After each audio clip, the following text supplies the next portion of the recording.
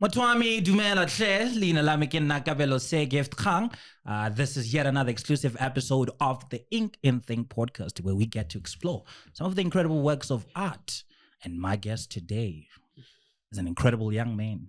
Yeah, he's very, very young. A talented young man from Mangweng, award-winning playwright and a comedian. Philip Dikotla is here. Big bro, welcome to the show. Sure. Yeah, sure. Oh, great. I'm good. I'm fine. That introduction was big. There. I was wondering like a man. And it's funny. It's funny because I felt like I didn't do justice. I was going through your work the other day, and I was like, this guy has done so much for the industry. And it's funny, people who do so much for the industry, they don't say much. You know, I don't know. Is it because you're a humble gentleman? No, I'm not humble at all. Yeah. No. It's just that when you know how food is made,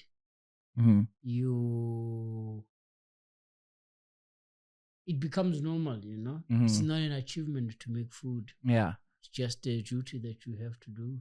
You're just making food. Yeah. Yeah, but if I make my first meal, I'll brag about it the whole week. No, it makes sense. It's my first meal. You must know. Yeah, so you're at a point where you Yeah. So you're at a point where you have actually cooked enough meals. Yeah. It's funny because and it actually means vitamins. Like it's if you knew that. No, I know that. Profil, before we actually get to talk about your journey as a comedian, because of today we're not going to be focusing on your journey as a playwright and a writer and a performer. We're going to be talking about you specifically as a comedian. Did you see that story of the gentleman from Equatorial Guinea? Hey, man, say a gift. I know. Now I don't even have the energy of that guy, you know. Yeah, I saw that guy's stories. You know what? That man did something special. I didn't want to focus on the fact that he had like 400 women. Yeah, it's 400 videos. I don't know how many who women are apparently consensual. Yeah. So in all these 400 experiences, no one has ever come out and say, this man, we can learn a lot from this man. Yeah, we must invite him to men's conference. You know the beautiful thing that women are saying? No, it's not actually beautiful. It's controversial. So women are saying, no, women are saying, usually we judge people who dress in a particular way. We are saying just because a woman is wearing so and so, it means she's living this kind of life. So women are actually pointing out to the women that are sleeping with this guy. Say, okay, number one, they are married. Number two, that the kind of woman, their attire, they wear like in a respectable ways. So they are saying it's very contradictory. It's these kind of women, they are doing these things. They're all women, they don't. so it's all women. They have what makes them women, so they are women. It doesn't matter. Everything else is circumstances. Circumstances are never the same. But all women are women, and they are capable of doing the same thing. And another thing that was more interesting for me is that I'm planning to get married in the future, but I realized on social media, the more you stay on social media, the more you stay on the more you get fed content, it's actually going to make you wonder if marriage is an idea, marriage is a direction that one chooses to take or to direct. To take in order to direct their lives. And in order to take the right direction, you must know the right destination, or at least the destination that you're trying to take. You're trying to reach, let me put it so.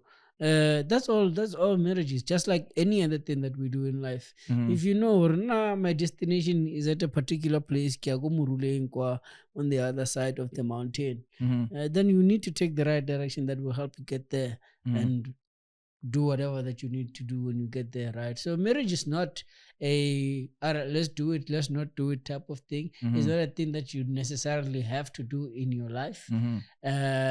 but is a thing that is obviously dictated by where you want to go. At least for me, you know, it's a thing that I was like, oh, at some point I didn't understand why people get married. Didn't make sense. It was the most, I mean, I haven't changed my idea that it is one of the most weird concepts, especially people who get married in community of property. You know, those things. I'm like, I can't do that. Yeah. You know, it's just too ignorant a decision to make, you know, those type of things. So I will judge it according to my feet, according to where I'm trying to go. And if I marry like this person, will I get where I'm trying to go? Is it in line with where I'm trying to go? Well, Skierlik. Yeah, to be honest. It's not for everyone. Yeah, it's not for everyone. But also we must not be ashamed of learning and failing and moving, you know? I love that. Yeah, some people must fail. And that's how they're going to learn how to do it next time, you know? People think there's this pressure, this idea that you must get married once in your life. That's an ideal circumstance. But a practical, knowing our people today and knowing our society as in general, is that when something is prescribed as something that you must do and you must only do once, you're breeding a ground for you're breeding a ground for disaster. Yeah, because now people are going to fight to exist in that circumstance, a circumstance that they can walk away from and try to start again. Remember, no one has ever done it before. Yeah. So that if you're doing it for the first time, you will fail. You must not shy away from the fact that you will fail. Yeah. You're lucky if you don't. You're lucky if you manage to find a way to keep it working and sustaining it. But now I don't subscribe to, hey, I'm happy where I am. I'm comfortable with the person that I am, and I think I have something special and beautiful, and I prefer to keep it like that. But I'm not naive to think that things can surprise me. I've been surprised before. So marriage is as Jolo or signing, my guy. Yeah. You know, like it shouldn't. We're putting it on a pedestal, and that's why it's failing. That's why the failure is so hard, because we're putting it on a pedestal. Yeah. But marriage, it's just a sophisticated jol. Yeah. I love it. I love the fact that you mentioned the fact that it's sort of like different for everybody. And you mean this guy you think he started doing this when he was married? No, he most definitely has been doing it forever. Don't think so. It's probably in his character. He's been doing. He doesn't change. People don't change because they are married. People don't change because they have a job. No. Their network might change. The people they have access to might change, but the person is still the same person. Your parents are still doing things that they were doing before you were born, even today. Yeah. But I'd love to meet the guy Horang Rute game, man, because I'm just wondering what is he saying to this woman, So we actually do need him go. He doesn't have to say anything. Nah. Just have to. You just have to be present at the right time. Because the thing is that we could have said what this had to do with financial dynamics, but he's sleeping with people by they actually do have money. Some of these people are actually married to some of the people by they're actually above him. Which is why we probably know about it. No, it makes sense. He stepped on the wrong toes. It makes sense. Makes sense. We must do something about this guy. People who are watching this already, they're wondering why I'm asking you a lot of questions about marriage. It's because you do have a special called Unyalaning. But before we get to that, I want us to talk about the beginning of your journey, Philip, as a playwright. Maybe we can tap into that if you want to, and also we can tap into you being a comedian. When was the first time you actually knew I actually want to venture into comedy? My stories are long, my guy. So I doubt we'll have time for all of them, But I started off doing comedy before I started doing acting. Actually, the person who saw me doing comedy and thought, I want to work this boy, he saw me as an actor even though I was doing comedy, And that was, I can say, special in a way.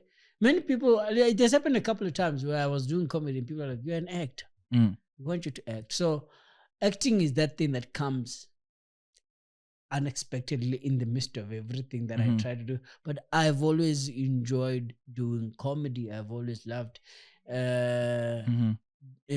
comedy. Comedy has always been that vehicle in my life.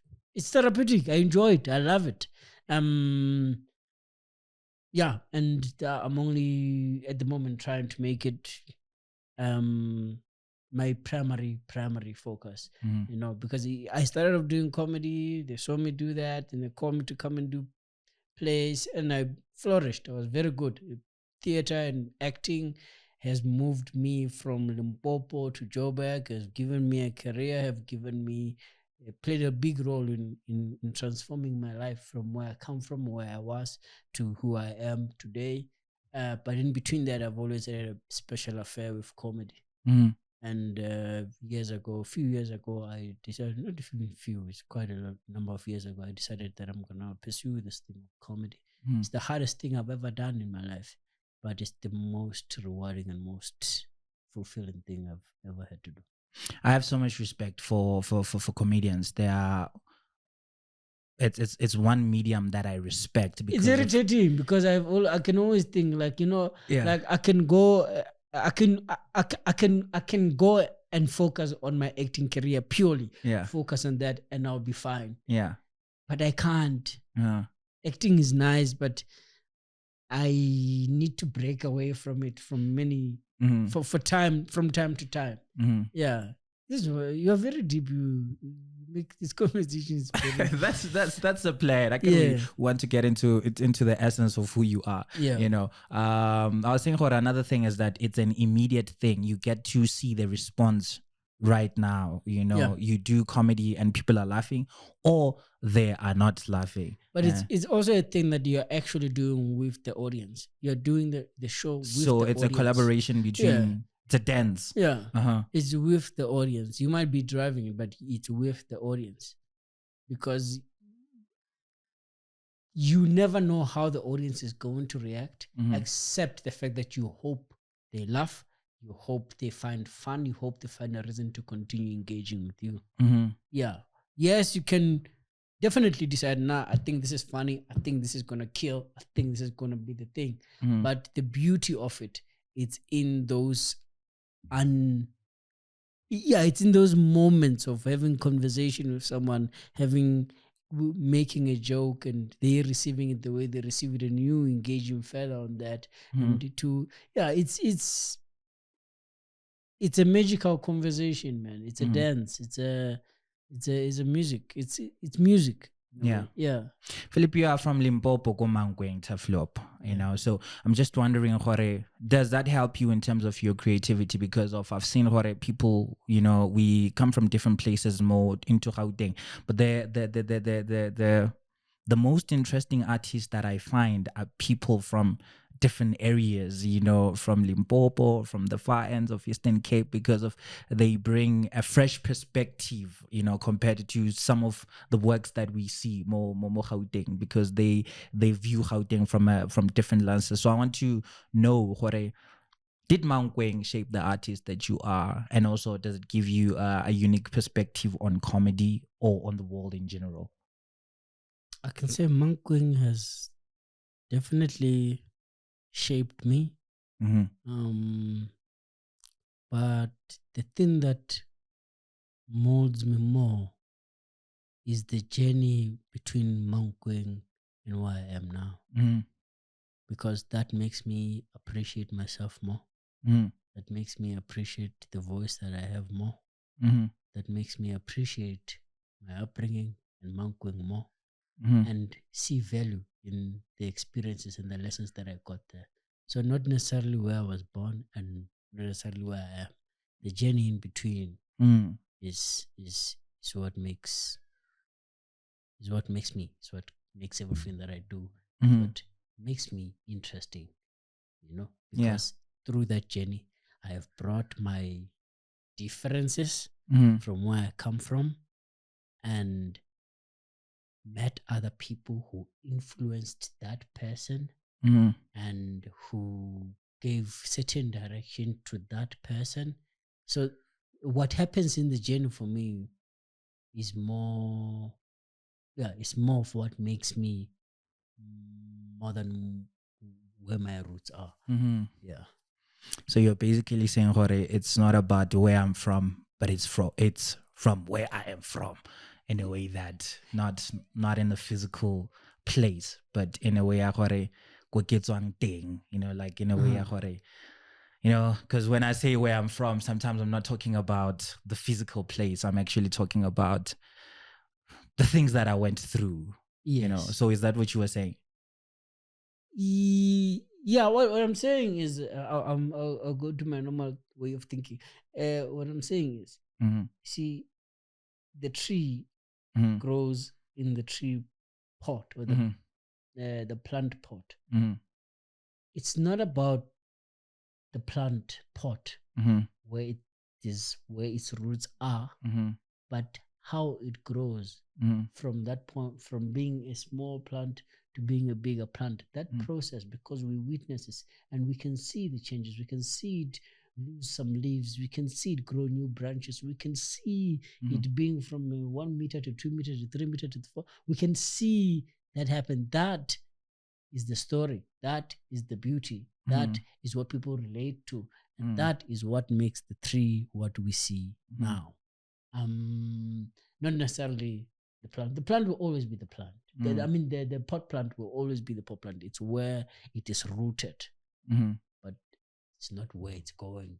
And yeah, so I can say yes, it's where I'm rooted in Limpopo, in Mankweng, Kagai, but my adventures were on the road from there to here.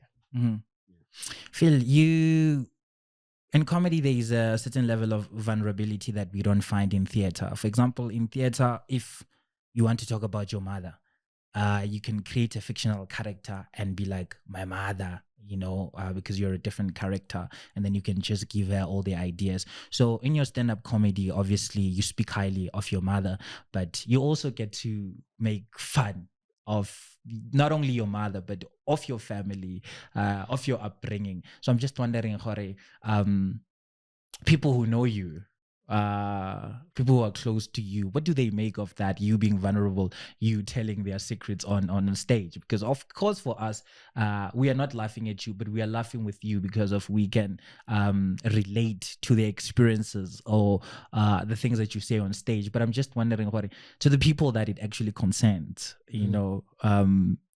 what's their reception? And did you have the conversation with them? Or, hey, mom, by the way, when I do comedy, I might make fun of you. No, because it's not their perspective. It's my perspective. It's my experience. I'm not necessarily telling their story. I'm telling my story. Of how you got to experience them. Yes, how I see them.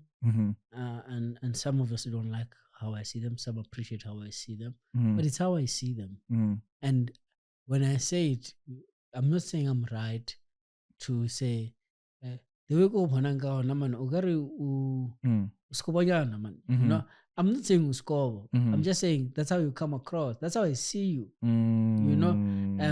But you cannot allow my perspective of you to decide who you are. And I guess that's where sometimes you would like to say to people, I have a thicker skin, because I'm just one individual and I'm just sharing an opinion. So my family, I have perspectives on them. Some are not necessarily rooted in fact, but it's just that's how I experience. That's how sometimes when I'm sitting and I'm looking at them, that's what I think. Yeah. But it's not necessarily a fact of the matter, or my mother speaks like that, my mother would say it like this. I can hear her insinuate something and I would say the thing that I think she's insinuating. But she actually didn't say that thing. So it's kind of like how I get to engage with the people that I experience. It's my comedy is that it's me. I'm sharing my experiences with them. And what are they saying?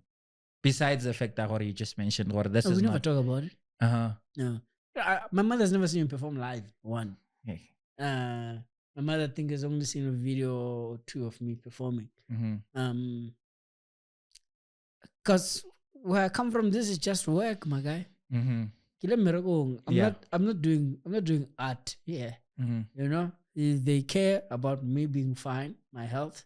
They care about me being able to help where I could when I can, and me coming home saying, "Hey, I'm doing fine," or you know, that's what my life is. It's nothing more.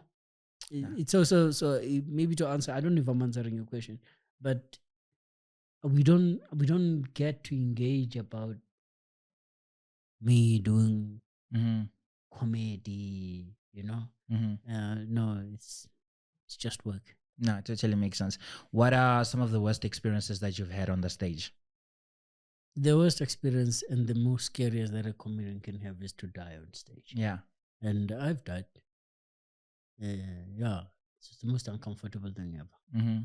Yeah. How do you bounce back from that? Oh, it means you fucked up. Oh, there's many variable ways of looking at it.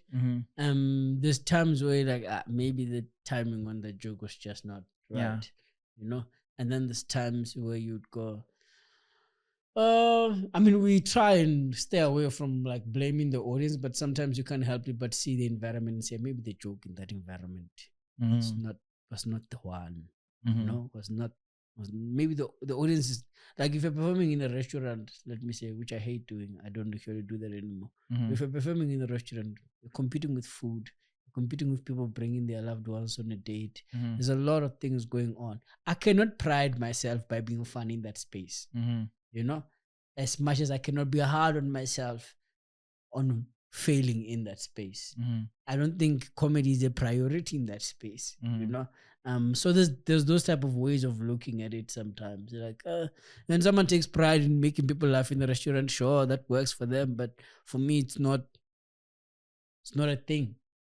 Why am I fucking making people laugh in the restaurant? I'm not an entertainment. I don't know. I don't see it like that. I'm sort of like that guy in that sense. No, it makes sense. So there's many ways of looking at it, you know. But sometimes it's because what you are trying to do doesn't read in that particular space, you know. What you're trying to do in that room doesn't read in that particular space. It's just maybe what you're doing, it's more theatrical. You need a more focused audience, a more present audience, and what you do works. Which is what I do. I do mostly my stand-up comedy shows are in particular settings where people come specifically for comedy and enjoy comedy in that sense, because in that way I'm able to practice my craft the way I see it, the way I imagine it, the way I want to share it. In a way, I want people to experience comedy. Yeah. Or I hope they experience comedy. So that's, I love that. It's different. The reason why I actually said I respect comedian is because of moments like that. Because for anybody, you dying on the stage might send a certain message to yourself, you know, and then you can be like, I'm not going back, you know. When you're young, you will get on stage and not be funny and feel like it's the end of the world, you know. But you have to sooner or later learn that we only laugh and we appreciate the laugh because there was silence. Because there was something that was being said that was not making a laugh.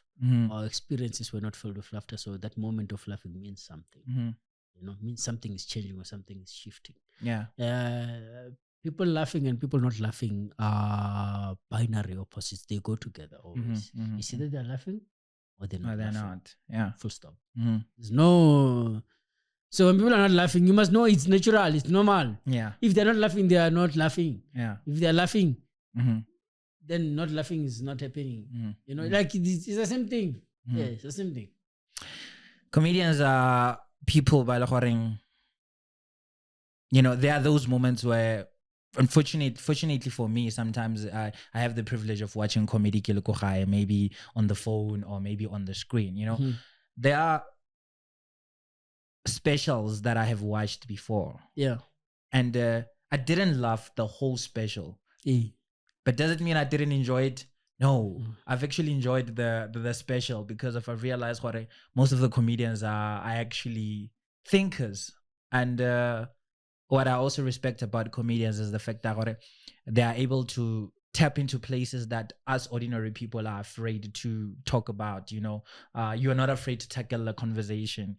Sometimes there's no too soon for comedians. So I want to know from you as a comedian, do you have certain boundaries or limitations of saying, I can go up this far with my comedy, but I cannot touch this conversation? Or for you, it's I can go.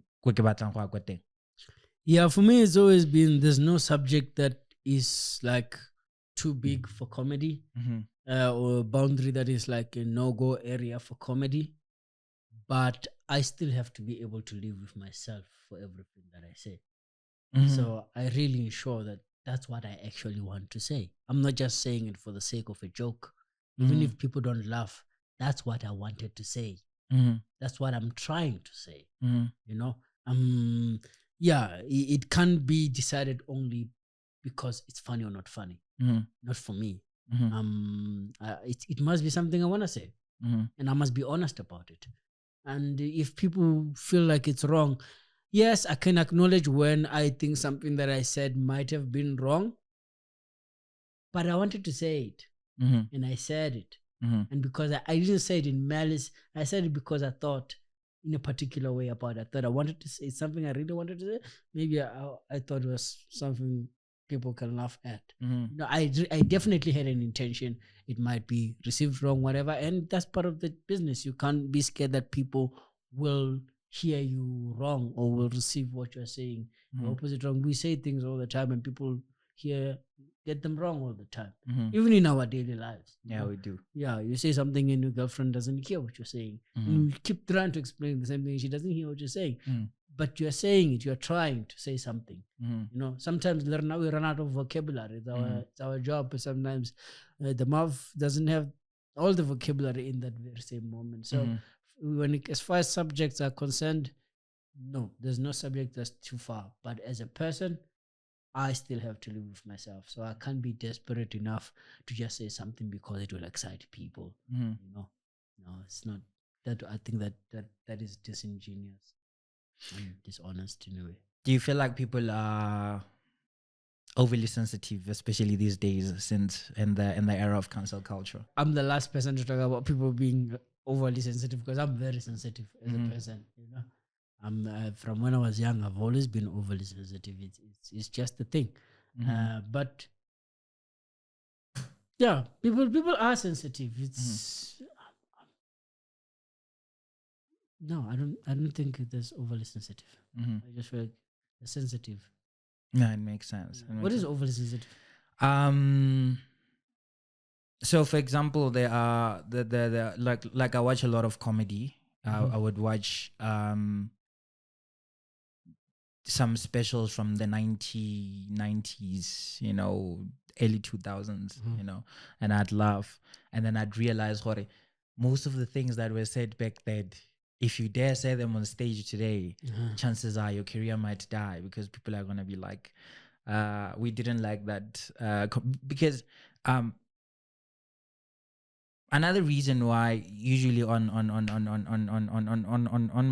my platform I don't have a disclaimer. These are the opinions of the guest, because of my taking is that you can't have somebody saying something that you dislike and then just because of that moment and then you say, I'm done with this person. I want people to understand, as you have said before, with different people. Someday I'm gonna say something that I think it's correct, but it's not. But does it mean you have to hate me? So now we live at a time where people are able to ruin your career just because of maybe by misinterpreting your joke, or maybe your joke was offensive, but they don't give you enough grace to be like, Phil, that joke was not funny. Can you not do it again? We give you that grace, So but that's not overly sensitive. There's no such thing as overly sensitive. It's just sensitive. It's just sensitive. Yeah, people are sensitive and people are not sensitive. And sometimes it's not even a sensitivity thing. People just don't like. Some people don't like you saying something they don't want you to say. So how do you navigate around that as a comedian? Do you stop or do you... I can't know all the things people don't want me to say. I love that. It's like I'll be lying. I can't know all the things that people don't want me to say. Yeah. Sometimes I have to say them to know that people don't want to hear them. What? Sometimes you have to tell a girl I love you for you to know that she doesn't love you. Oh, yeah. Like it's just that. Yeah. It comes with the territory.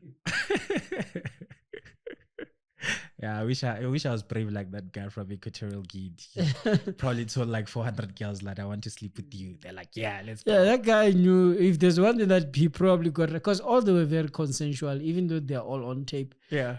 Apparently. Yeah. So I would like to think he was a very straightforward man. Yeah. Yeah. Yeah. Very straightforward. And I think people appreciate that they're straightforward. They don't. People don't appreciate people who are straightforward. They don't. No. People appreciate people who got their feelings, who make them feel good. It's all about how you make them feel. That's what they appreciate, not you. Nobody gives a fuck about your opinion. But they care about what your opinion, how your opinion makes them feel. Sometimes your opinion confirms their bias. Sometimes your opinion goes against their bias. Yeah, and that makes them feel good. And now you are a slave to their bias for the rest of your life. You are doing things just so they can say, I like that thing that you do. I don't like it. Fine. Someone will like it. But that person also must know that I might say something tomorrow that they don't like. Yeah, the thing about comedy is that I've heard people say, that we can't laugh at material like this because it hurts people at the root of every joke is rooted at someone's pain. Any joke that you've ever thought of, that you've ever laughed at, someone didn't find it funny. Yeah. Because it was them. Yeah. It was about them. Yeah. Yeah. They were on the opposite end. Yeah. Someone. We only laugh at jokes because we kind of like let go of the other things that we have. That's the only thing that allows us to enjoy comedy. Or that allows audiences to enjoy comedy because they're willing to just let go and receive, be in the moment and have fun with this person. That's all. Yeah. But it's easy for someone to see something that was recorded and start having an opinion about it while there were thousands of people sitting in one venue enjoying that particular thing and no one said anything. Yeah. Those people who were laughing at that particular joke, they are part of the joke. They're part of the experience. So if you're going to hate the comic who was telling the joke, hate everyone who was in that auditorium too because they laughed. They clapped their hands. They made the show happen. They are part of the show. It's a collective experience, But some people want to separate the two. Yeah. Because the comic is the easier one. It's the easier target, There's a comic who... what's that guy's name? It's an old comic, in the 90s. White guy. George Carlin. It's very. If there's one of the early, George Carlin I think was before him. Yeah, was definitely before him. That guy, he was one of the first comics to sell out arenas in the US. Huge arenas, big, And his sets were very interesting because they were not stand-up sets per se, because they're the jokes that audiences would finish. Like people loved his joke, his comedy in the sense that they would hear him make a joke and then want to finish the joke because his jokes had a very different type of rhythm and pattern and creative. It was very creative in how he did it, when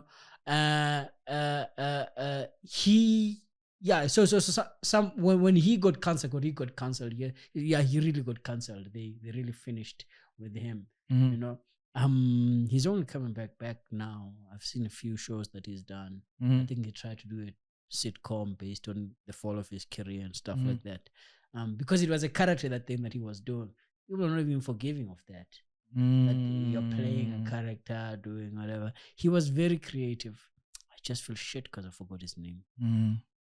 But it can't be Larry, because Larry used to do Larry the cable guy. Yeah. No, it can't be the cable. It's not Larry. Ralph May is dead. He had this joke. It's not even a joke. Like one of them, the hickory thing.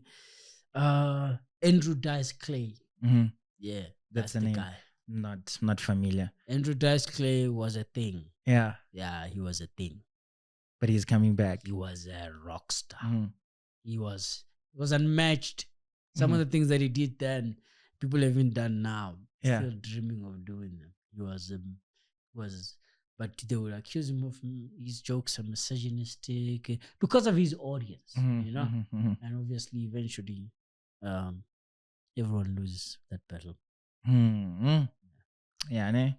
I think. But there was thousands of people finishing off his jokes. Yeah, it's a collaboration. You did say what. Why are we not canceling them?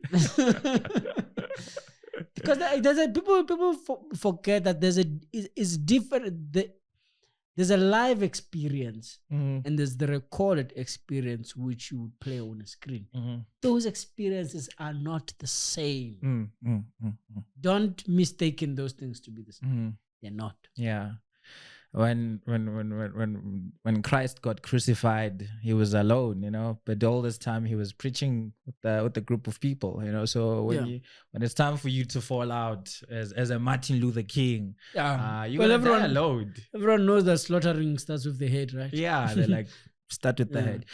Phil, I've asked you about the most terrible experience on the stage. What are some of the great moments for you as a comic? Just being on stage and killing my friend. Doing comedy, knowing that I have a show coming, just doing the show and having fun with people, killing it. That's the only thing. That's the only reason we do what we do, you know? Yeah. To say I have a show, people come and we rock, you know? And moments where I find myself being able to go into depth that I never thought I would when it comes to telling some of my personal stories. Those are always like beyond, more than just, that's when I remember why I do what I do, you know. Like I wanted to tell my stories, you know. As much as I want to make people laugh, but just being able to be in front of people and sharing these things that could be so in some instances I found myself saying things that I never thought I would have the courage to talk about. So those moments are very special because you feel like you've built a bond with someone. You're talking to strangers, but it feels like family. It's basically therapy, but except that you are getting paid for. Yeah, except the fact that I can make jokes about you. Yeah. Yeah. Who are some of your favorite comedians? Favorite? I don't necessarily have a favorite. I have comedians who I admire some of their milestones. You know, like I would say, I love what Loiso Gola has done for SA comedy. With the LL show, the late night news show. You know, I like that thing that he does. He's my favorite comedian, not so much. So those type of things. I like things that people have done, but I can't say I like this person completely as a comic.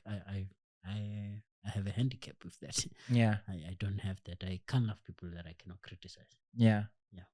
I was looking at my, I think 2020 I posted my top 10 favorite comedians. And then I actually realized and I was not there. Hey. I have a long way to go. Nah? I have a long way to go. Yes. You know what's said? What's also said is probably there was no South African comic in that list. No, we don't blame you, but probably Trevor Noah or something. I know. But coming to the point you asking, I realized, Jorge, I don't like these people specifically for their comedic genius. I love them as philosophers, you know. I can find somebody who's probably funnier than Dave Chappelle, but you have a Dave Chappelle on stage. You know, not only am I going to watch this person on stage, I'm also going to watch his interview, you know. So then I realized, these are sort of my favorite people. They are comic that I don't remember their names that have actually made me laugh more than. My guy, there's so many people who've made you laugh. It's pointless. Yeah. Like, loving a comedian because he makes you laugh is a lie. You know? Yeah. It's a lie. It's like loving a priest because he preaches. That's what he does. He preaches. But it's about the how he does it. That's what builds the bond. That's what makes you fall in love. You fall in love with their anecdotes, the stories that they tell. You fall in love with you have a personal you relate with them in a different way. There's something that you relate with uh in their set. You watch their stand-up comedy, like you were saying, you feel like I like how this person thinks, their philosophy. I like how they see or view things. That's what you like. Laughing, we laugh every day, Joe. We laugh every day. We don't have to pay to go and laugh. We laugh every day. Uncles who are funnier than many comedians. I know people who are funnier than me, but they can't do what I do on stage. It's art. They can't do what I do on stage. And that's because it's more than just about laughter. You have an interesting way of naming your specials. Including some of your plays. I want to know which one is maybe you can rank them, maybe from number 5 into number 1. Which one was like your favorite at the moment? I don't like any. I don't like any. I always feel like I didn't do it right. I always think I can do it better. I like them for the first week. And then the marketing goes out like, I could have done better. Yeah. So yeah, I'm learning to not get attached to the title of the show because I always feel like I could have done it. Man, I missed something there. So when it comes, titles are difficult, yo. F around and find out. They're difficult. They're linked to the show, but they are difficult because sometimes sometimes the title comes because you are thinking of the show this way, right? And then in the preparation process you realize, I can tell this story this way, I can tell it that way, and that influences how you think of the title. So the more I learn to separate the two, the better. I promised the audience we're going to talk about Onyalaning. How did that special come about? Like, what was the thinking process? What was the inspiration behind it? It was just a difficult time. Single. I was not sure if I want to get married. I was not sure if I want to have a family. I was trying to make sense of it, and I was getting irritated with this question, or Onyalaning, because even when people don't ask it, you can hear what it's in the air, and that irritated me. That got to me so many times. I told you I'm a hypersensitive person, so I am sensitive. So I was like, I can let me address the elephant in the room.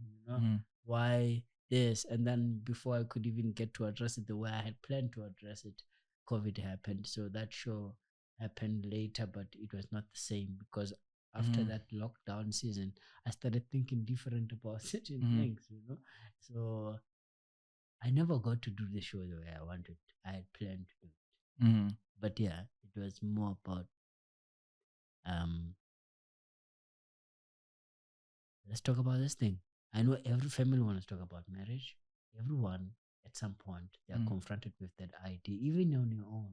You ask yourself, does it make sense? No, it doesn't. Should it make sense? Maybe yes, maybe not. Marriage is one of those things. It's a very big and confusing thing. You know what I found said in your statement is that one, you said, Hore, you didn't get to do it properly. Yes. 2, I get the feeling that you're never going to do it again because of you said I was single. I didn't know at the time. Meaning, now you have the answers and you feel probably it would be unfair for you to do because now probably you don't relate to it as much as you did before. The beautiful thing about comedy is that it's in the moment. Yeah. And that's at least that's when is at its best in the moment. It's what I'm saying now. I can say it with my chest. I can say it without guilt because I'm single now. But the day I have a person, you must know that I'm going to change. That person is going to influence sometimes how I see things, and I will influence sometimes how they see things. So don't feel sad. I've grown. Yeah. I've grown from that point to the point where I am now. Yeah. And tomorrow I might be in a different state and say, yeah, very, very Maraginyaning, you know? Yeah. Nobody knows. Yeah. Nobody knows. You know, it's like following like we live in a time where we create, what do I call this? Like our leaders most of the time is because of we resonate with their message, and then we're like following, like, yeah, our brother feels like Julas. You must say people by name. You stop saying this thing of this vague thing that you do. Bro, I want funding, you know. I want funding, but you're not gonna get it from Julas anyway. I want funding, you know. You never know what day it's gonna be the Ink and Think podcast sponsored by but you'll get it at the place where you don't expect it. Yeah, so it felt like that now, you know. This person was like, you know, but thank you for speaking for us at that moment, you know, you know. So if I feel like there is that, you still resonate with, I still do. That's why, you know, I feel like, you know, our leader has left, you know, so who's going to like occupy the space now, you know? So now we're just going to like post guys. There was times I used to do jokes about DeFi, and I had appointed myself an ambassador of DeFi, you know? But life happened, and I learned other things, and I learned that maybe that's not who I am. Yeah. You know? And I moved to the chapter where I was like, and then that left it. Now I'm humble. Yeah. I'm very humble. There's a no, I'm just humble because I'm a family man now. Yeah, you know? makes sense. Things change so fast, people so grow quick. You're like, yeah, I can never know. Yeah.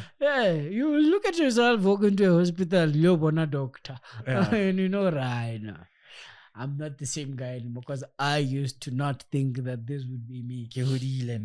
Yeah. And it's a natural progression. You're not even forcing it. You're not even trying. Yeah, well, there's a bit of resistance. Sometimes you want to hold on to you because you don't know what the fuck this means. You don't know what is going to happen now. Now that we are going into this thing, it's a new thing. Yeah, it's a new thing. You don't know what it means. You don't know if you can provide whatever. So those type of things. It's scary, but yeah. So there's those type of things. Yeah. There's a young boy, I think on TikTok or on Facebook. I don't remember his name. So he started his brand around Guababa. You know. Yeah. So he just like basically talk about how Guababa can save you. Yeah. You know. And then he created a cult following. Yeah. And then one day, randomly, posted a girlfriend. Ooh, the comments. People were angry, you know. I feel like there's a little bit of lenience on your side, you know. So no, but you must understand that he probably wouldn't have had a girlfriend if he didn't disclose his Guababa perspective. Oh, so Nyalaning was like, you know, a way of. No, I'm just saying. I'm not sure. Nyalaning never got to happen the way I wanted it. I had planned for it to happen, you know. So I don't know much, but all I'm saying is because he was talking about his Guababa. When you talk about it, you also learn the flaws and you realize the thing that you could be doing wrong. As much as it's a growing concept, people are coming to it. You, the one in the middle of it, you're going to be trapped in your own success. And he clearly was not trapped in his own success. Yeah. He didn't make it a lifestyle. Yeah. I'm going to take this to another level. You know, I've always wondered with people who are in places of politics or maybe in the church or religious leaders, the ringleader. Yeah, you know, you are growing with this message and then you realize, okay, this message is somehow generating income for you. Is the reason money enigma. The money enigma. He was saying these things, he was fine. Enigma never complained in his life. Yeah. Enigma is fine. Enigma is walking. Yeah. And all of a sudden, yeah. And Lena, white year. Yeah. But what happens when you wake up? Something shifts when that thing happens. Yeah. Something shifts. He's not the same guy. And we can't say he must not evolve. But we must also remind him, Uncle wants us to work. Yeah. He blesses us with things that we work for. Yeah. Not cars that we are given. Yeah. Hey. Uncle needs us. We must be clear about this. Yeah. Because now I'm a devil worshipper are buying him with these cars. And he's not even aware of it. Yeah. He's accepting. Yeah. He's losing his way. He's losing his way. He's praising the car. He doesn't even know where the money to pay the car came from. There's somebody was saying, the only thing that he's saying, God is against are the things that he doesn't have, Yeah.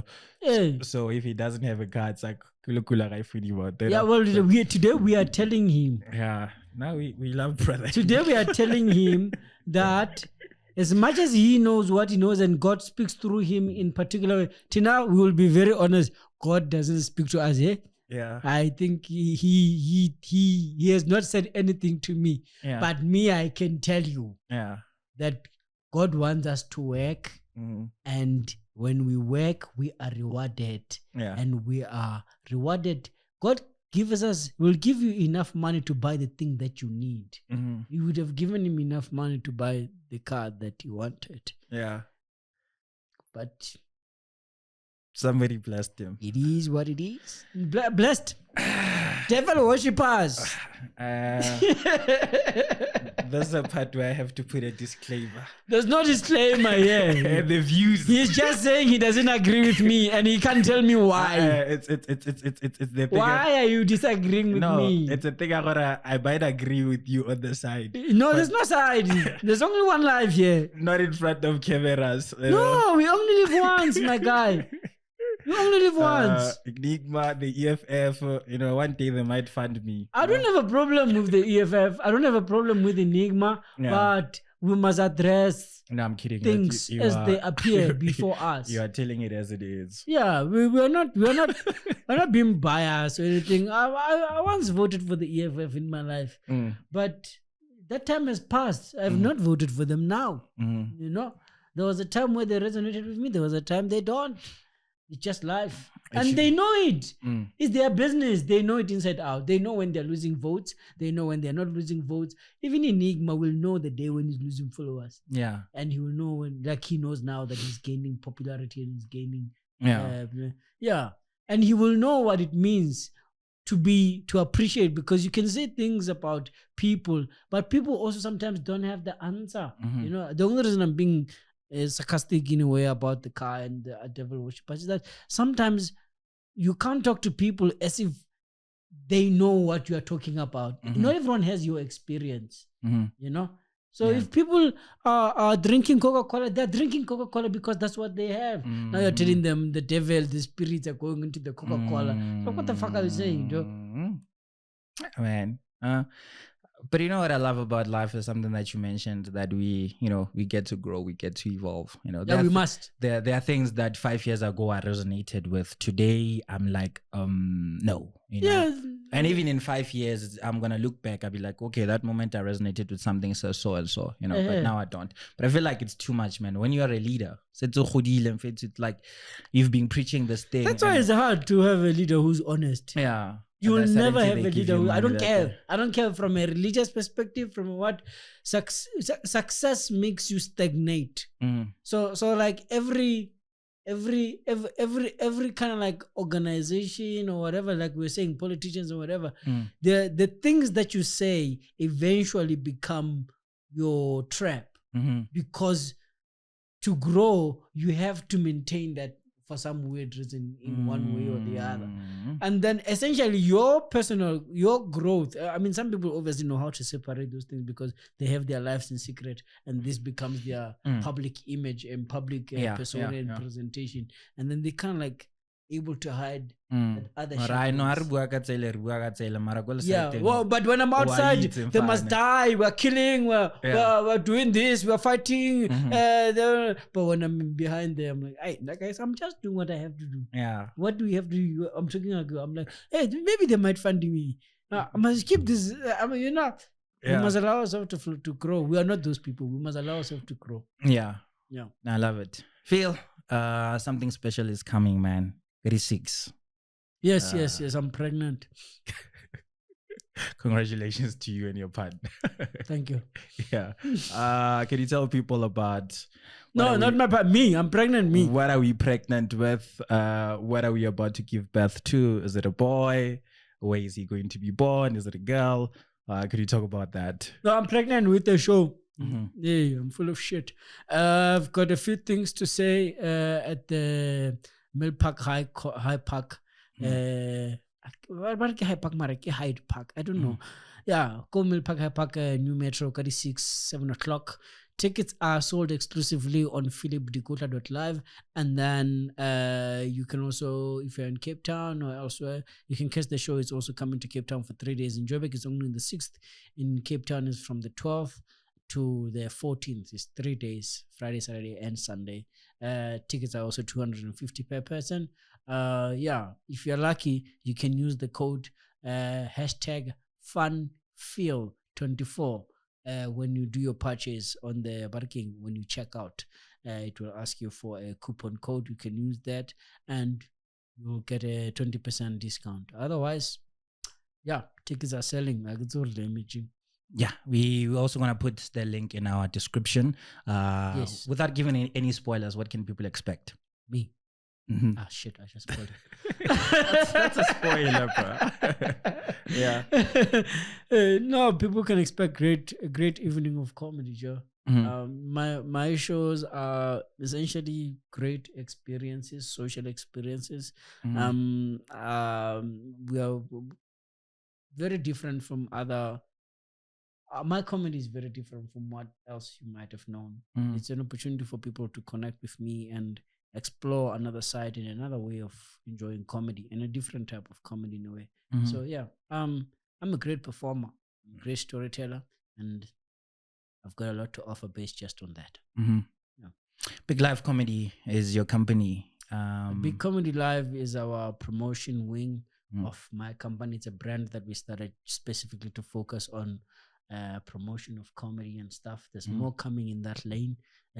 We'll obviously be sharing more, but Dikotla Originals is a live arts, entertainment, and multimedia company.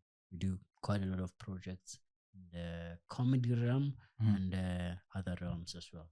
We've produced films, we've produced content, we've produced all kinds of things, live experiences. We do quite a lot, but we're still a small company. I think we are appreciative of our humble beginnings.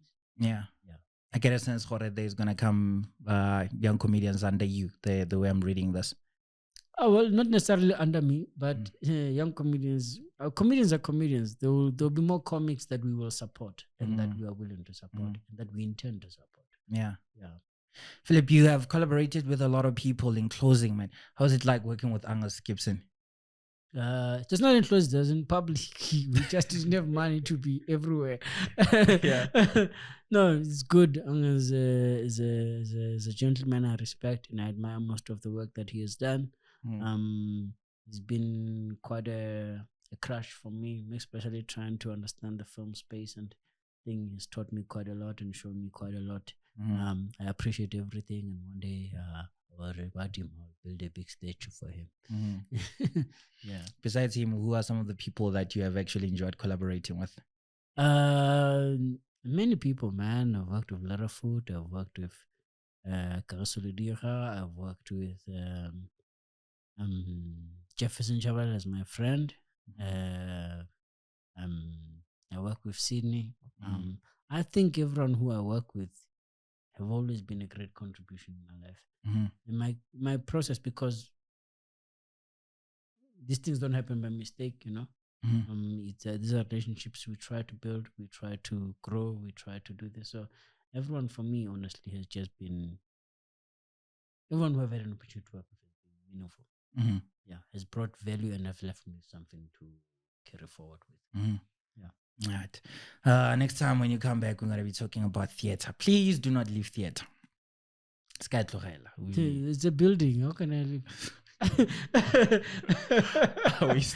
Which one? We still need you as a playwright. We still need more of those award-winning productions, so you can go on. Why do you need me, guys? There's so many people doing plays. Because of I wanted to have the enigma in me to tell you what the Lord is saying about the many gifts that you have and that you're supposed to utilize all of them, but otherwise I enjoy your comedy. Huge fan. I'm probably going to be there, 6 Cape Town. Might not. But Gatti 6, Hyde Feel Park. free to catch a flight. Yeah. Still catching feelings. I'll catch flights later. I don't want to resonate with the message. I want to. The next message that is coming, when you speak about the difficulty of marriage, you're like, that's us there. No, that's cool. If you just follow Philip Dikotla or just go to the website, you can access me in any way. I'm not very big on social media. And I'm just me. I'm just doing what I think is best for me and works for me in order to be able to be sane and continue entertaining people. I don't know about theater. Yeah. I know whose fault is it. Who's that? Whose fault is it? You're not gonna talk about it, but there are terrible influences in life. Cult leaders. I wonder who that cult is. leaders that are heated, Otherwise, Philip Fed too. It's been a great pleasure to actually learn, to actually get to experience you. Yeah, no, it has been good. It was a bit intense, but it's good. It's good. Yeah. Yeah. I had fun. You ask very deep questions. You're a very thoughtful, prepared, organized person. Yeah. And it's good. But sometimes I guess it becomes not intimidating, but in a way it milks the cow, You're like, hey, now I should have prepared, I appreciate your commitment to what you do. What you do, it's very evident in how you do it. Thank you so much. Right, so it was the ink and think, and we indeed milk the cow, and the cow gave us milk. There was no ink though. I was just thinking. Right, so catch us on YouTube, catch us on Spotify. And this was Philip Dikotla signing out.